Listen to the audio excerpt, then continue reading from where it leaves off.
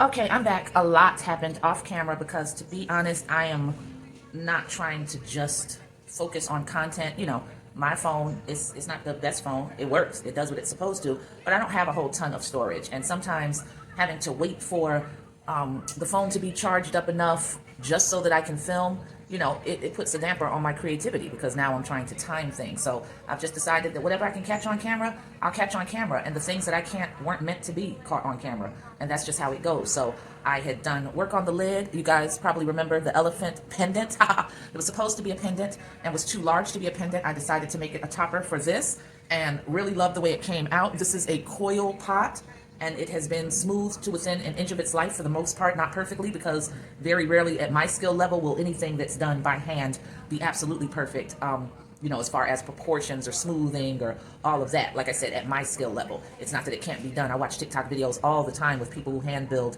and it's stuff that looks like it came off of a potter's wheel. It's so pristine. Mine is not like that, and that's okay. It does not have to be. I wanted this to have a pretty raw sort of organic look to it. I didn't do a lot of detail on the elephant because I wanted him to be much more stylized than I would normally go for. And I'm just really happy with the way this has turned out. For it to be not a hand-thrown pot, but a manually built coil pot. I think it looks great. I haven't separated it from my turntable. I've also got a second turntable as my birthday gift, y'all, so I'm really excited about that. So anyway, I positioned the camera so that you can see it from the top. I'm going to take some photos of it so that you can see it, you know, all the way around. It's almost like sort of instrumental, the shape. It looks sort of like a drum to me. And I love it, like I said. So it came out much better than I could have expected. I had a plan for it, and it came out better than the plan, and that's always wonderful when that happens. So I'm really excited. Now, what I did want to do was add some points of interest along the top. So I'm going to take some clay, roll out some coils. This clay is a really nice, soft consistency, and I'm going to roll out some coils, and I'm going to try a few things. Now, this is going to look really sloppy at first because I'm not concerned with shaping. I just want to see the vibe of what I'm thinking will work for it. So you can watch that, and I hush now.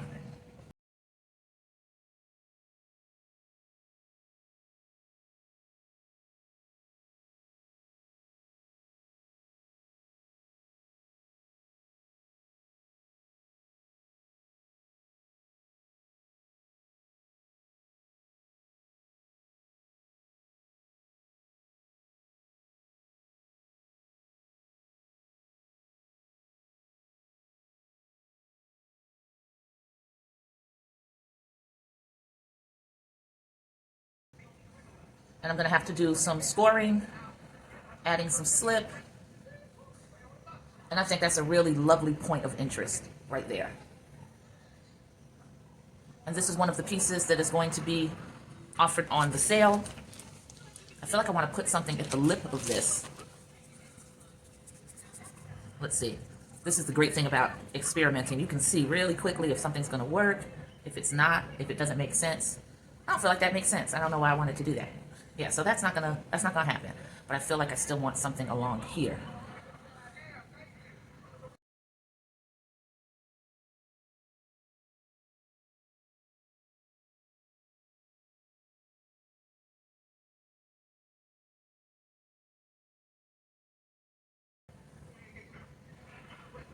Okay, so that's what I want. I feel like that looks very interesting. And these are going to be finessed differently. So I'm going to start with this one, scoring and slipping it, getting the shape exactly the way I want it. Because it's not just going to be bulbous tubes like that. I want it a lot more finessed and sleek. So I'm going to put these in order since these are about the size that I need. I'll just lay them off to the side so that I can grab from them as I complete one. Then I'll grab the next one and keep going until I've gone all the way around.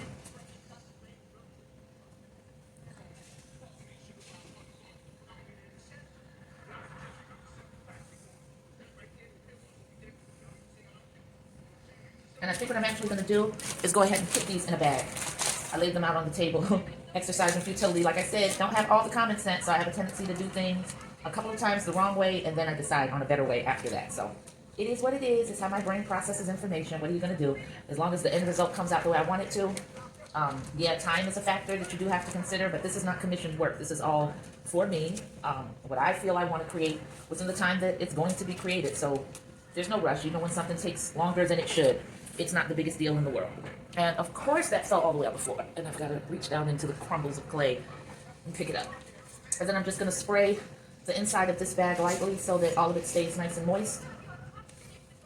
And then I can go ahead and set that off to the side and get to work. I've got my tool for serrating right here.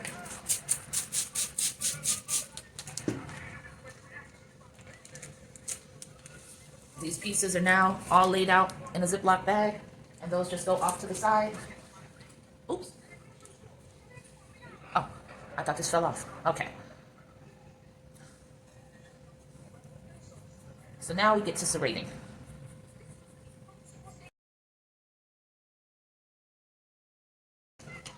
I'm going to pick it up just so you can see though, just because I made a whole new bowl of slip. So it's at the very top now, and that's great. I'm going to apply the slip and then I'm going to rescore.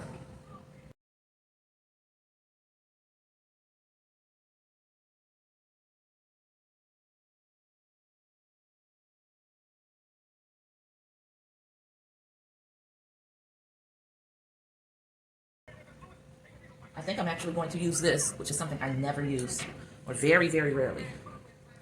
And I'm going to use the small spoon-like tool. Just cleaning it off. There.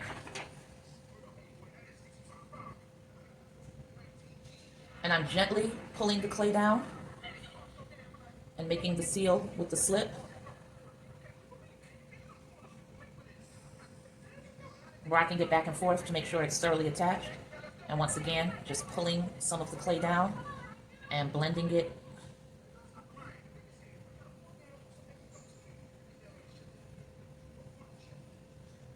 Blending it into the lid. Using a very gentle touch. Because I'm not trying to distort anything or carve away anything and end up with a distortion. I just want this to be very smoothly connected and uniform.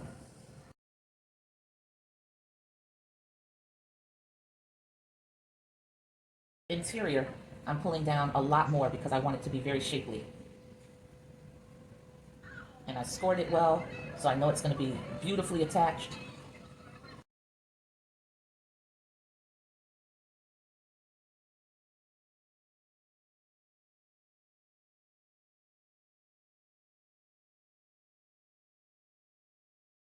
I've never been comfortable with this tool. I feel like my touch is either too light or too hard, and I end up carving away when I really want to smooth, and maybe, I don't know, this is just one tool I'm intimidated by, so that's why I don't use it.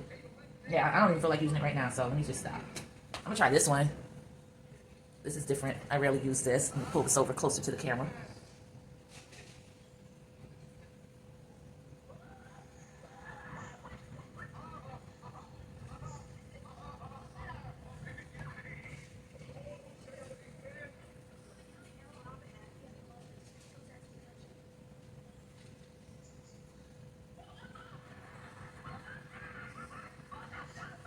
All right, I'm gonna break out the brush now.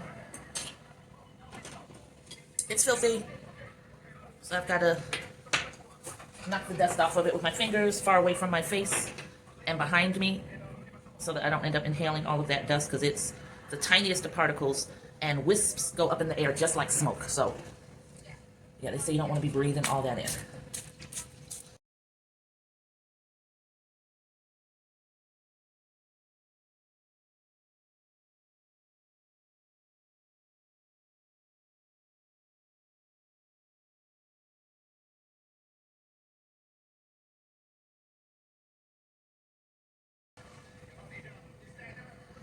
Once this is leather hard, I'm going to play with these outer areas a bit more and make them a little more sculptural and less rounded, which I'm doing slightly right now, not big time.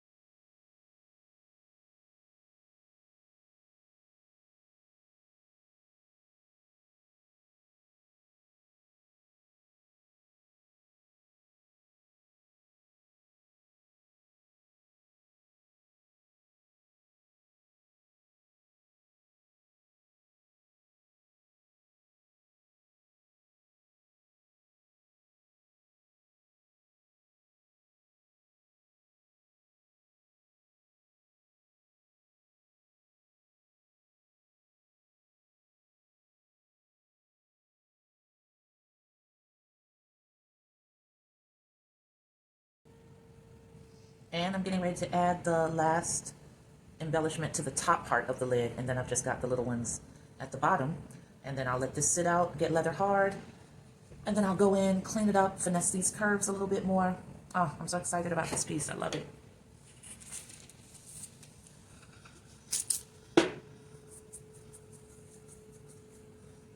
All right, so this is the last one, and this is about where it will go. So I need to serrate all of this.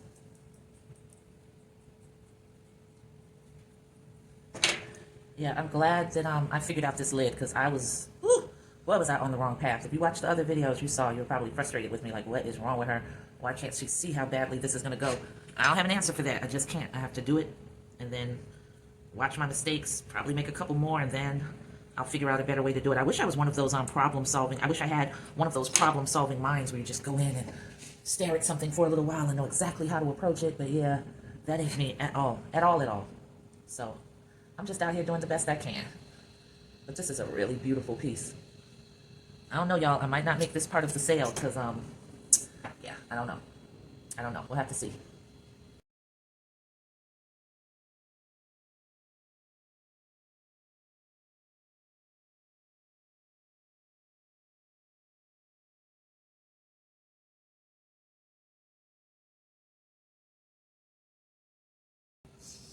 Oh, this is a tight space on the inside. I'm going to have to use this because it's a little pointier, and I'll be able to get in there better.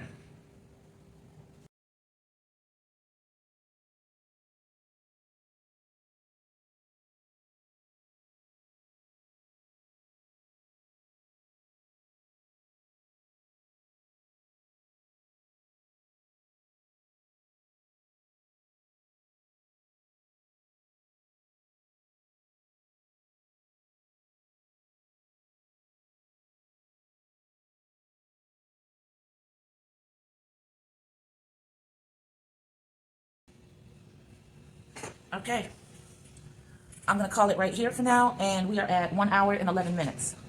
So that is what it's looking like now. I'm going to come back on the next video and put the, I don't know, they sort of look like tusks to me, so that's what we'll call them. I'll put the little decorative tusks down at the bottom. But this is a really, really outstanding piece. I'm very proud of myself. So there's that. Yeah, yeah, yeah. I'm excited. I'm so excited.